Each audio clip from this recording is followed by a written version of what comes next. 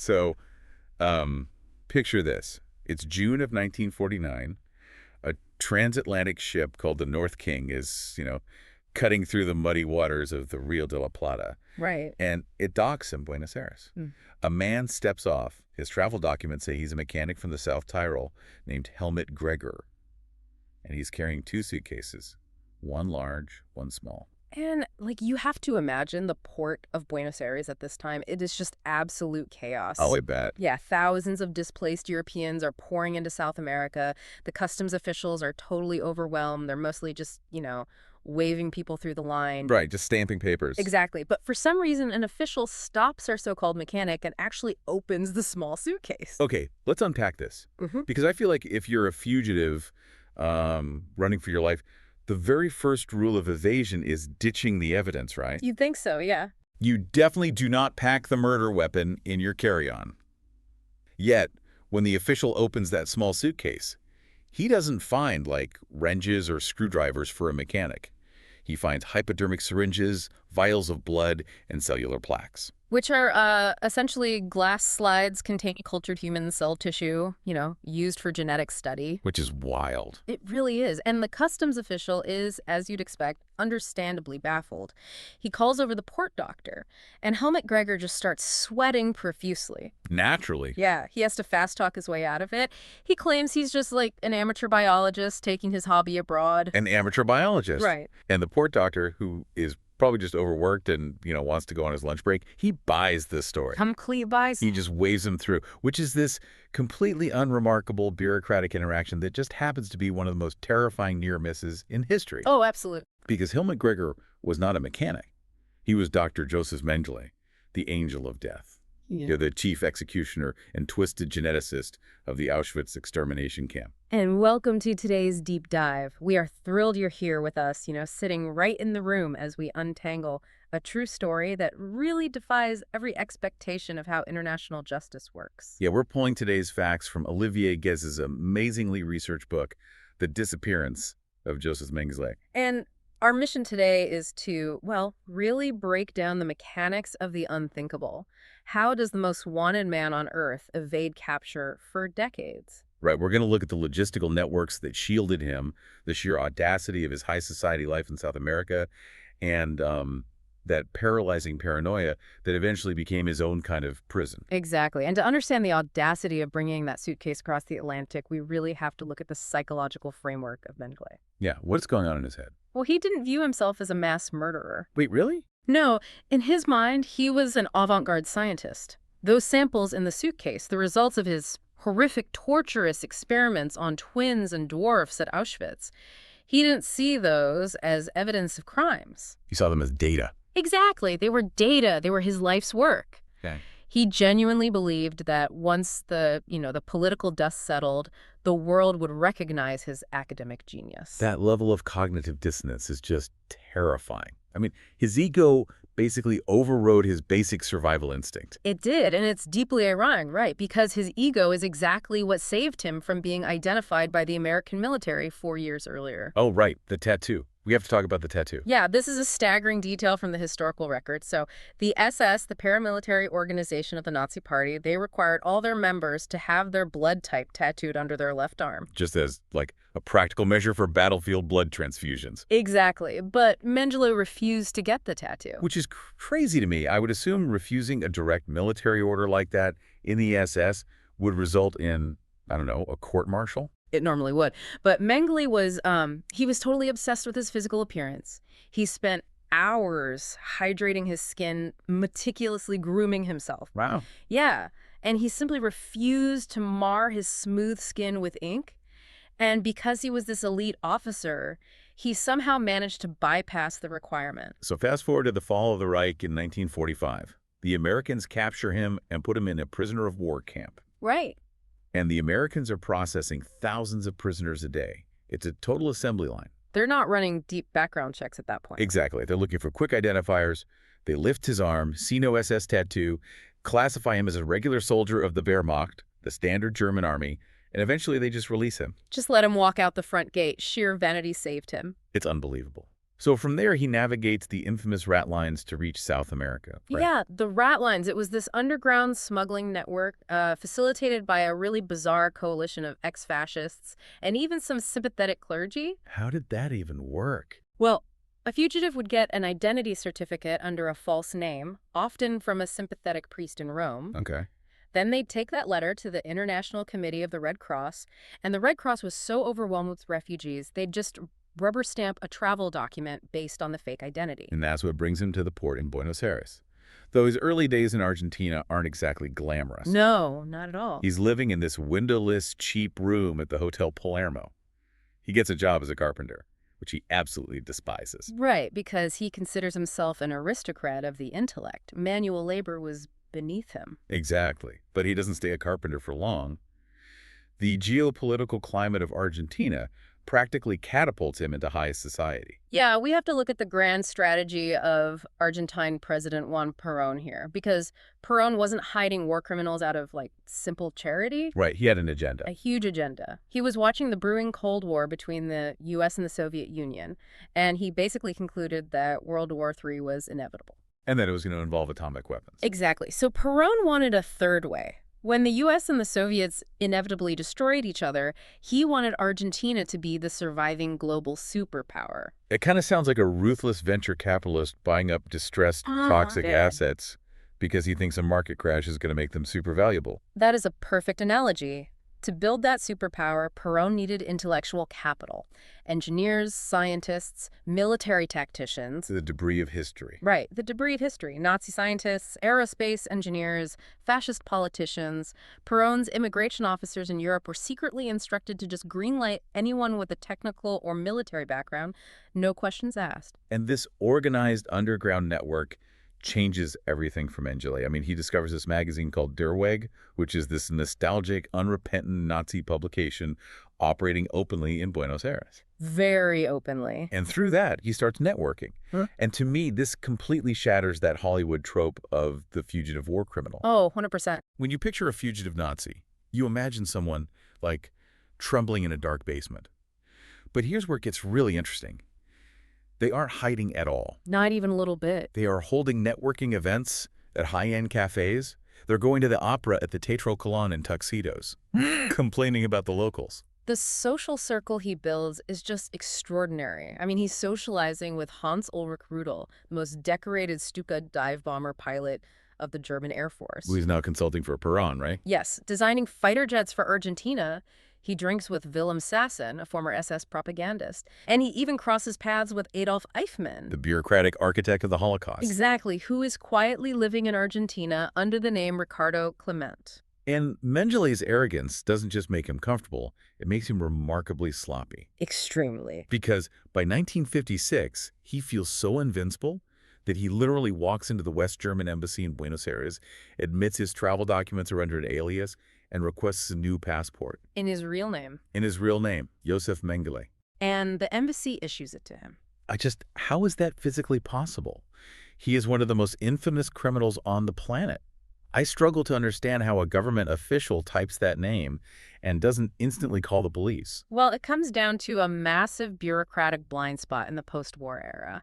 West Germany in the 1950s did not have, like, a centralized, computerized criminal database. They were just looking forward, not backward. Right. They were focused on rebuilding their economy and defending against the Soviet bloc. So when Mengele applied, the embassy clerk in Buenos Aires simply sent a telegraph to Mengele's hometown of Ginsburg in Germany. Just to request his birth certificate to verify his identity. Yeah. And his family's agricultural machinery company was the largest employer in Ginsburg. Precisely. So the local clerks in his hometown quietly processed the paperwork and sent it back to the embassy without flagging the federal police. That is wild. So armed with a legitimate passport, Mengele's life totally stabilizes. His brother in Germany passes away, so Mengele marries his brother's widow, Martha. Just to ensure her share of the massive family fortune remains under his control, right? Yep, it was very calculated. He buys a sprawling California-style mansion in the wealthy Olivos neighborhood. He even buys a stake in a pharmaceutical company called Fadro Farm. He is living the dream of the wealthy expatriate. He feels untouchable. But that untouchable era relies entirely on the world continuing to look the other way. And they stop looking the other way. Exactly. The global consciousness starts shifting. In 1958, a German journalist starts publishing articles explicitly asking why the doctors of Auschwitz are living freely. And that public pressure forces a German judge to finally issue a formal arrest warrant for Mengele in 1959. Which makes him nervous, sure, but he still feels shielded by South American sovereignty. But then comes the real earth-shattering moment. The spark that collapses his entire geopolitical safe haven. May of 1960. Right, the capture of Adolf Eichmann.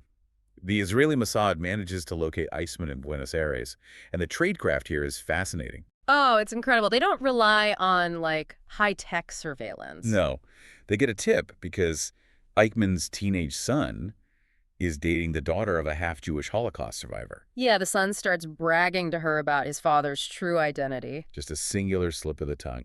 And that leads Mossad agents to Garibaldi Street. Yeah. They conduct this brazen snatch operation, grabbing Eichmann right off the sidewalk. They drug him, dress him in an El Al airline flight crew uniform, and smuggle him onto a plane bound for Israel to stand trial. It's like a sudden bust in a mob movie. It's like the loudmouth of the gang gets snatched, and suddenly the untouchable boss realizes his geopolitical shield just evaporated. That's a great way to put it. Because I always picture these fugitive communities operating as a unified front, like a highly disciplined syndicate looking out for each other. Yeah. But there was zero loyalty. None. When Eichmann gets snatched, Mengele doesn't try to mount a defense or rally the network. He just panics. And what's funny is the historical sources note that Mengele actually despised Eichmann. Yeah, he viewed him as an uncultured bureaucrat, a failed chicken farmer who lacked the intellectual pedigree Mengele thought he had. That ego again. Always. But personal disdain doesn't negate the tactical reality. He realized that if the Mossad can operate with impunity in the Argentine capital, extract a high-profile target, and completely bypass local authorities. Then Mengele's mansion and his legal passport are completely worthless. Exactly. Because the era of amnesia is officially over. The world is reading Anne Frank's diary. Soon they'll be watching the Eichmann trial broadcast globally on television. And under intense interrogation by the Mossad, Eichmann breaks. He actually gives up the address of a boarding house where Mengele had previously stayed. Mossad agents raid the location, but they are just too late. Mengele abandons his mansion, his wealth, everything. He flees Argentina entirely. He uses his network to slip into Paraguay, where the dictator Alfredo Stroessner actually grants him citizenship. But even Paraguay feels too exposed for him now. He demands to be hidden deeper. Which forces a stark transition in his life. Yeah, he goes from a luxury mansion in Buenos Aires to the remote, sweltering interior of Brazil in 1961. It's a completely different world. A fanatical sympathizer named Wolfgang Gerhard sets him up with a new alias, Peter Hochpickler. And he places him on an isolated farm in a region called Novi Europa. Run by a Hungarian immigrant couple, right? Yeah, Gezi and Gitta Stammer. He is presented to the Stammers as a Swiss agricultural expert. Living in a wooden farmhouse with no electricity and no telephone. Right. But this is where we see his deeply ingrained pathology refuse to adapt to his reality. Even living as a farmhand in hiding, his arrogance just bleeds through his daily habits. His behavior is incredibly bizarre for a farm worker. Oh, completely. He insists on wearing a crisp white canvas coat that looks identical to a surgical lab coat. While working on a farm. Yeah. And he scrubs his hands with black soup 30 times a day, washing all the way up to his elbows like a surgeon prepping for the operating room. He just isolates himself in his room, listening to classical opera records. And the source material highlights one specific gruesome detail that really perfectly encapsulates how much of Auschwitz he carried with him. It's chilling. It really is. When it comes time to slaughter a pig for Christmas, he insists on doing it himself. But he doesn't butcher the animal like a normal farmer. No, he meticulously dissects it. He plunges his arms into the blood up to his elbows, constantly mixing it to prevent the biological coagulation process. Removing the organs with this methodical, terrifying joy. It is a macabre echo of his days on the Auschwitz selection ramp, just played out in the dirt of a Brazilian farm. And naturally, this deeply unnerves the Stammers. Oh, I'm sure. And the facade finally shatters in early 1962. Gitta Stammer is looking through a newspaper article commemorating the liberation of the concentration camps. And it features a photograph of the Angel of Death. Right. She looks at the photo and then looks at her weird farmhand. She recognizes the prominent forehead. She recognizes the signature gap-toothed smile. So she confronts him directly. And surprisingly, he doesn't even attempt to deny it. He admits he is Josef Mengele. The Stammers are terrified. I mean, they want this monster out of their home immediately. But they can't get rid of him. The Nazi support network intervenes. An associate from Europe delivers a massive bribe, $2,000, which was an absolute fortune at the time. And Wolfgang Gerhard issues a series of thinly veiled threats to them. So the Stammers are effectively forced into silence, trapped with the devil in their own house. But he isn't nearly as hidden as he thinks he is. Right, because the Mossad has been quietly pulling threads. And this brings us to one of the most staggering twists of this entire deep dive. Yeah, this part is wild. In 1962, the top Mossad agent, V. Aharoni, the very same operative who helped locate Eichmann, he actually tracks Mengele to Brazil. Aharoni's tradecraft is flawless here. He tracks down Willem Sassen, intercepts mail, identifies Wolfgang Gerhard, and literally tails Gerhard to the remote dirt roads of Nova Europa. He poses as a traveler, gets close to the farm, and spots a group of men. And he sees him. He matches the physical description perfectly. He sees the gap in the teeth. Aharoni has visual confirmation of the most wanted man on the planet in his crosshairs. He heads back to headquarters in Europe to finalize the assault team. Yeah. So this is what this all means. Here's where I struggle with the logistics. Yeah. You have the visual ID. You are the Mossad. The infrastructure to extract someone was just proven to work perfectly with Eichmann. Right. Why don't they just put him in the trunk of a car? Well, because geopolitical realities and domestic priorities suddenly collide. How so? First, extracting a target from the deep interior of Brazil is logistically far more complex than a city street in Buenos Aires. But more importantly, when Aharoni presents his findings, the head of the Mossad, Isser Harel, tells him to stand down. Wait, really? The entire operation is scrubbed? Completely scrubbed. For what possible reason?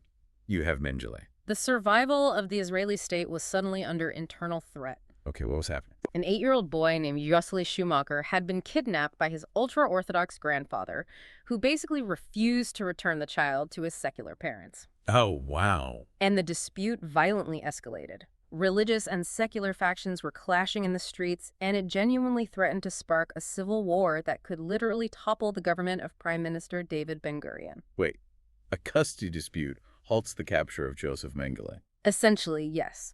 It had become a proxy war for the fundamental identity of the Israeli state.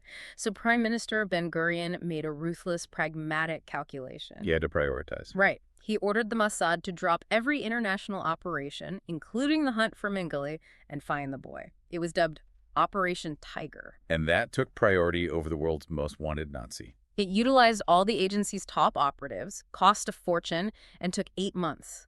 By the time they successfully recovered the child and averted the political crisis, the trail in Brazil had gone completely cold. Wow. Ben-Gurion prioritized the immediate internal stability of his young nation over extracting vengeance for the past. So Mengele slips away into the jungle again, and he will spend the rest of his life in South America, constantly moving, jumping at every snapped twig. Stripped of his wealth, completely isolated. And eventually dying of a stroke while swimming in 1979. He never faces a judge. He never stands trial. Which brings us back to you, the listener, analyzing this history today. It challenges our deep-seated desire for neat, cinematic resolutions, doesn't it? It really does. We want that satisfying conclusion where the villain is placed in handcuffs and forced to answer for his crimes in a dramatic courtroom reckoning. But history rarely gives us the clean break. It is muddy, it's dictated by shifting political winds and bureaucratic blind spots. But if we connect his evasion back to the very beginning of our discussion, a profound final thought emerges here. Oh, definitely. Think back to that small suitcase in 1949. Mengele brought those blood samples and cellular plaques because he was desperate to secure his legacy as a groundbreaking scientist. Right. And throughout his decades in hiding, he meticulously filled dozens of notebooks with his biological theories, just waiting for the day the world would recognize his so-called genius. He believed his intellect was his true legacy. Precisely. We often lament that he escaped physical punishment, but consider the ultimate fate of his life's work. It was worthless. Exactly. Those notebooks were never published. His theories were universally recognized as worthless, pseudo-scientific garbage. His samples contributed absolutely nothing to human knowledge. He carried that suitcase across the ocean to ensure he would be remembered as a scientific pioneer. But instead, his greatest terror was realized: total intellectual and scientific oblivion. The world moved on, rendering his twisted legacy entirely meaningless. Did he truly escape? Or did his own paralyzing paranoia construct a psychological solitary confinement that was far more agonizing than any physical cell? A man who tried to build a monument to his own intellect, only to realize he was leaving behind nothing but ghosts. Thanks for diving deep with us today.